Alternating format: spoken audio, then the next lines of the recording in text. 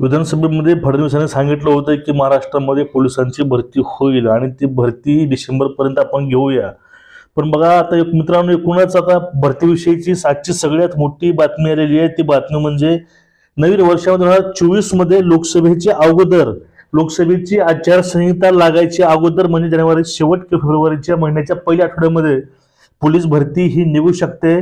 आणि पोलीस भरतीचे पद आहेत 13,000 जागा ह्या पोलिसांच्या आहेत. त्यामध्ये ड्रायव्हरचे असतील, बाकीच्या त्यानंतर जेल पोलीसचे असतील, बँड्समॅनचे असतील. बघा एकूणच टोटली सांगतो 18 ते 20,000 पद टोटली होतील सगळेच मिळून. त्यामध्ये पोलीस, SRPF, ड्रायव्हर, त्यानंतर बँड्स, ह्या सर्व गोष्टी मिळून 18,000 जास्त भरती ही निघू शकते. हे 13,000 पद हे पोलीसचे आहेत. ठीक आहे. बघा आता एकूणच गृहमंत्र्यांनी सांगितलेलं आहे की नवीन वर्षामध्ये लोकसभेची आचारसंहिता लागायच्या अगोदर हे पोलीस भरतीची जाहिरात किंवा निर्णय काय घोषणा आहे ते घोषणा ही होऊन जाईल. आता राज्यामध्ये गृह विभागाच्या माध्यमातून नववर्षामध्ये 13,000 पदाची भरती होणार आहे. त्या दृष्टीने गृह विभाग नियोजन सुरू केले असून नवप्रविष्टाचे प्रशिक्षण मार्च अखेर संपेल. तत्पूर्वी लोकसभेची आचारसंहिता जाहीर होण्या अगोदर पोलीस भरतीची घोषणा होऊ शकते अशी माहिती विश्वसनीय सूत्रांनी दिलेली आहे. बघा मी काल व्हिडिओ एक पोस्ट केला होता भरतीविषयीचा, त्यामुळे तुम्हाला सांगितलं होतं आज पेपरला ती बातमी सुद्धा आलेली आहे. ठीक आहे.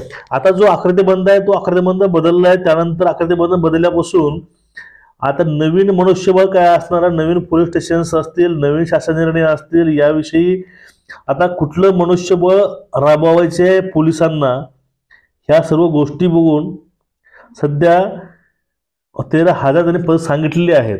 ते रिक्त वॅकंट जागा आणि काही हे मिळवून, पण हे 13,000 पद कोणी जास्त भरती ही होऊ शकते. त्यामध्ये पदामध्ये अजून वाढ होऊन 18,000 प्लस पद यामध्ये भरले जाऊ शकतात. कारण 2022-23 ची भरती आहे, त्यानंतर रिक्त पद आहेत, नवीन वॅकन्सी आहे, त्यामुळं भरती ही मोठ्या प्रमाणामध्ये होणार आहे. आता प्रश्न उरला कुठला, प्रश्न फक्त होता काय, आता ज्या मुलांचं वयवाढीचा प्रॉब्लेम आहे त्या मुलांना वयवाढीचं सोल्युशन काय मिळेल का. कारण 2022-23 ची भरती आहे आणि 22-23 मध्ये ज्या पोरांचं वय संपलंय त्या पोरांचं कसं होईल हा एक प्रश्न पोरांच्या मनामध्ये आहे. आणि त्यावरती शासनानं सकारात्मक निर्णय घेऊन त्या मुलावरती अन्याय होऊ नये आणि त्या मुलांना पण न्याय मिळाला पाहिजे. कारण ज्या मुलांचं 22-23 मध्ये वय संपलेलं असेल त्या मुलांना प्रामुख्याने या भरतीमध्ये एक शेवटची संधी म्हणून चान्स द्यावा. कारण त्यांच्यावरती कुठल्या प्रकारचा अन्याय व्हायला नको आणि हे भरती ही 18,000 पद प्लस भरती निघाली पाहिजे. कारण बघा मनुष्यबळाची कमतरता भरपूर आहे पोलीसमध्ये सध्या, त्यामुळे भरती ही मोठ्या प्रमाणात झाली पाहिजे. लोकसंख्येनुसार भरती हे व्हायलाच पाहिजे. बघा आता हे पोलीस भरती आहे ते जानेवारी-फेब्रुवारीमध्ये जी ॲड पडून जाईल. सगळ्यांनी तयारीला लागा, सगळ्यांनी चांगली तयारी करा आणि आपल्या चॅनलला सबस्क्राईब करून ठेवा आणि बेल आयकॉन दाबून ठेवा. आपण असे व्हिडिओ आणत असतो. जय हिंद सर्वांना, जय Maharashtra, best of luck boys.